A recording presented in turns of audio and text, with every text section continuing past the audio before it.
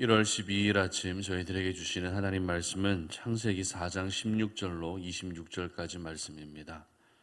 말씀을 함께 봉독하겠습니다. 가인이 여호와 앞을 떠나서 에덴 동쪽 놋 땅에 거주하더니 아내와 동침함에 그가 임신하여 에녹을 낳은지라. 가인이 성을 쌓고 그의 아들의 이름으로 성을 이름하여 에녹이라 하니라. 에녹이 이랏을 낳고 이랏은 무후야엘을 낳고 무후야엘은 무드사엘을 낳고 무드사엘은 라멕을 낳았더라. 라멕이 두 아내를 맞이하였으니 하나의 이름은 아다요 하나의 이름은 실라였더라. 아다는 야발을 낳았으니 그는 장막에 거주하며 가축을 치는 자의 조상이 되었고 그의 아우의 이름은 유발이니 그는 수금과 퉁소를 잡는 모든 자의 조상이 되었으며 실라는 두발가인을 낳았으니 그는 구리와 쇠로 여러 가지 기구를 만드는 자요 두발가인의 누이는 나아마였더라. 라멕의 아내들에게 이르되 아다와 실라여 내 목소리를 들으라. 라멕의 아내들이여 내 말을 들으라. 나의 상처로 말미암아 내가 사람을 죽였고 나의 상함으로 말미암아 소년을 죽였도다. 가인을 위하여는 벌이 7배일진데 라멕을 위하여는 벌이 77배이로다 하였더라.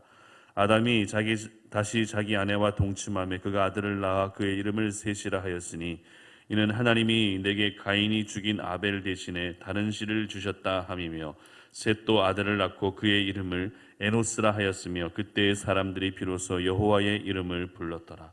아멘. 여호와를 떠나지 말고 여호와의 이름을 부르라 라는 제목으로 오늘 말씀 전합니다.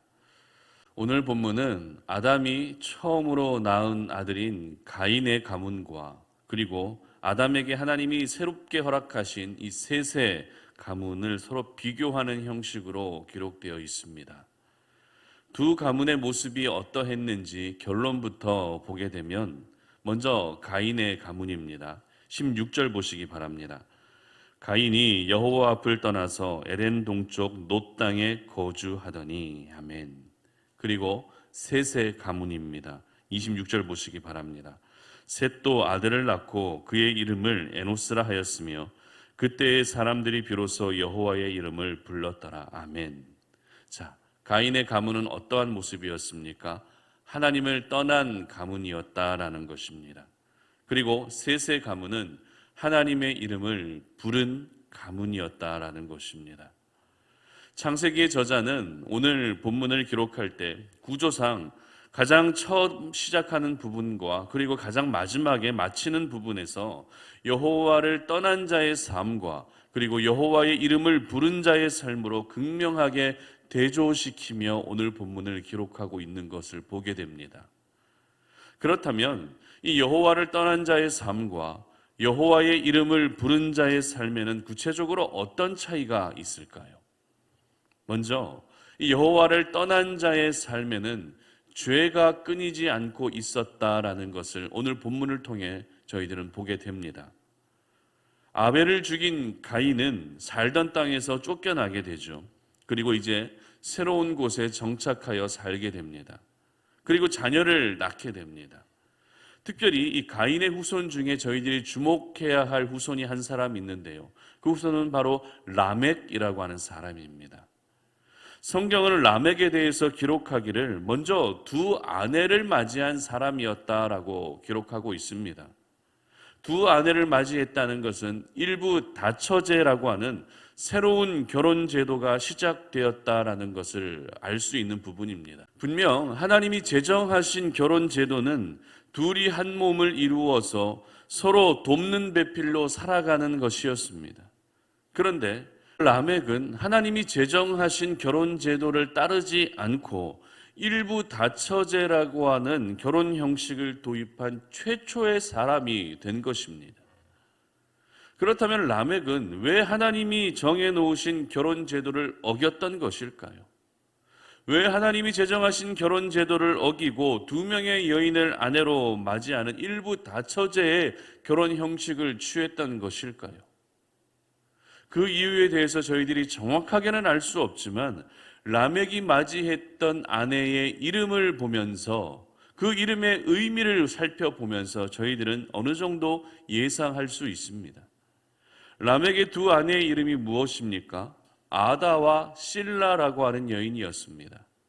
이 아다라고 하는 이름의 의미는 아름답다라는 그런 의미입니다. 그리고 이 실라의 의미는 그늘이라고 하는 의미와 함께 아부를 잘하는 자, 악기를 다루는 자라고 하는 이런 의미를 가지고 있습니다. 따라서 라멕은 아다의 아름다움을 본 것입니다.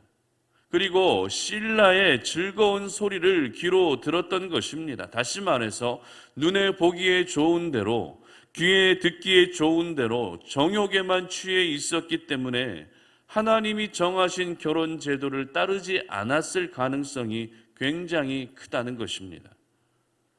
그리고 오늘 이 라멕이 어떤 삶을 살았는지 또 한 가지 사실을 기록하고 있는데요. 그것은 바로 라멕의 조상이었던 가인과 같이 사람을 죽이는 죄를 지었다라는 것입니다. 인류 최초로 살인의 죄가 들어온 것이 가인으로 인해서 들어왔는데 그의 후손이었던 라멕도 역시 사람을 죽이게 되는 그런 죄를 범하게 된 것입니다. 이처럼 여호와를 떠나 살게 되면 어떻게 됩니까? 그 삶 속에는 항상 죄가 끊이지 않고 있는 것입니다. 여호와 앞을 떠나서 새로운 놋 땅에 정착하여 살게 된 가인의 인생이었지만 그 가인의 인생 가운데에는 항상 죄가 끊이지 않았고 그 후손에게도 역시 죄가 끊이지 않는 그런 죄의 연속성 가운데 항상 살게 되었던 것입니다. 죄가 반복되고 지었던 죄를 다시 짓고 또 새로운 죄를 짓기도 하면서 하나님과 점점 멀어지게 되는 것이 바로 여호와를 떠난 사람들의 삶의 모습인 것입니다. 오늘 본문은 이 가인의 가문에 대해서는 무려 9절이나 기록하고 있지만 반면에 셋의 가문에는 불과 2절밖에 기록하고 있지 않습니다. 가인의 가문에 대한 이 9절의 기록 가운데에서 특별히 오늘 저희들이 또 주목해야 될 부분은 이 라멕의 세 아들의 모습이 어떠했는지를 또 한번 주목할 필요가 있습니다. 먼저 야발이라고 하는 아들은 어떤 자입니까? 가축을 치는 자의 조상이 되었습니다. 그리고 유발이라고 하는 아들은 수금과 퉁소를 잡는 자의 조상이 되었고요. 두발가인은 구리와 쇠로 기구를 만드는 자의 조상이 되었다고 합니다. 여러분, 인간적인 시선으로 보게 되면 얼마나 멋있습니까? 가축을 치는 자의 조상, 악기를 연주하는 자의 조상, 기구를 만드는 자의 조상이 바로 이 가인의 가문에서 나왔다는 것이 얼마나 멋있고 놀랍습니까?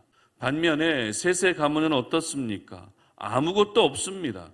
유일하게 한 가지 기록하고 있는 것은 그때 비로소 여호와의 이름을 불렀다라는 것, 그것 하나밖에 없습니다. 이렇게 두 가문은 극명한 대조를 보이고 있는 것이죠. 가인의 가문은 화려합니다. 자랑거리로 삼을 만한 일들이 한두 가지가 아니었습니다. 그러나 셋의 가문은 초라합니다. 명함을 꺼내기조차 부끄러워 보인다는 것입니다. 하지만 이것은 세상적인 시선, 인간적인 시선일 뿐이죠. 왜입니까? 겉으로 보기에는 화려해도 그 가문 안에는 온갖 죄악들이 들끓고 있었기 때문입니다. 그러나 셋의 가문은 겉으로 보기에는 전혀 화려하지 않았지만 여호와의 이름을 부르는 믿음의 가문으로 세워져 가고 있었던 것입니다. 그리고 하나님께서는 가인의 가문이 아니라 셋의 가문을 통해서 아브라함과 다윗과 예수 그리스도를 태어나게 하셨던 것입니다. 그러므로 오늘 이 아침 저희들이 기억해야 할 것은 절대 여호와 하나님을 떠나 살면 안 된다는 것입니다. 비록 화려하지 않고 비록 초라한 삶이라 할지라도 내가 여호와의 이름을 부르는 삶을 사는 것이 오늘 저희들이 기억해야 할 삶의 모습이라는 것입니다. 그렇다면 여러분, 여호와의 이름을 부른다는 것은 구체적으로 무엇을 의미할까요? 바로 하나님께 도움을 구하며 살아야 한다는 것입니다. 삶 속에서 항상 여호와의 이름을 불러야 한다는 것입니다. 죄와 가까운 삶을 사는 것이 아니라 하나님과 가까운 삶을 사는 것이 바로 여호와의 이름을 부르는 자의 삶인 것입니다. 그러므로 우리 송탄오륜의 모든 가족들은 여호와를 떠나지 마시고 여호와의 이름을 부르며 살 수 있기를 바랍니다. 특별히 저희들은 지금 릴레이 금식 구국 기도회를 진행하고 있습니다. 이 구국기도회를 통해 여호와 하나님의 이름을 선포하시고 하나님의 이름을 부르며 하나님 이 나라와 민족을 살려달라고 하나님께 도움을 구할 수 있기를 바랍니다. 여호와의 이름을 부르는 가장 단순하지만 가장 귀한 수단은 바로 기도하는 것임을 잊지 마시고 여러분의 삶이 오늘도 여호와의 이름을 부르는 자의 삶이 되시기를 축복합니다. 그리고 여러분의 가문도 역시 여호와를 떠난 가문이 아니라 여호와의 이름을 항상 부르는 믿음의 가문이 되시기를 주님의 이름으로 축복합니다. 함께 기도하며 나아가겠습니다. 하나님 감사합니다. 오늘 이 아침에 우리가 주의 말씀을 통해서 이렇게 우리의 모습을 돌아보며 우리가 여호와를 떠난 자의 삶을 사는 것이 아니라 여호와의 이름을 부르는 자의 삶을 살아야 한다는 사실을 우리의 마음 깊이 새깁니다. 여호와를 떠난 자의 삶, 비록 그것은 화려해 보이고 자랑할 것이 많아 보인다 할지라도 그 여호와를 떠난 자의 삶에는 항상 죄가 이어지고 있었음을 보게 됩니다. 그러므로 비록 화려하지는 않다 할지라도 여호와의 이름을 부르는 자의 삶으로 살아가게 하여 주시옵소서. 그래서 우리의 가문이 믿음의 가문이 되게 하여 주시고 오늘 우리가 살아갈 때 끊임없이 여호와의 이름을 구하며 도움을 구할 수 있는 그런 귀한 하루의 삶이 될 수 있도록 도와주시옵소서. 감사드리며 예수님의 이름으로 기도드립니다. 아멘. 오늘도 이 아침 우리가 함께 나라와 민족을 위해 기도했으면 좋겠는데 오늘 우리가 함께 기도할 기도의 제목은 이 나라의 교육과 다음 세대를 위해서 기도했으면 좋겠습니다.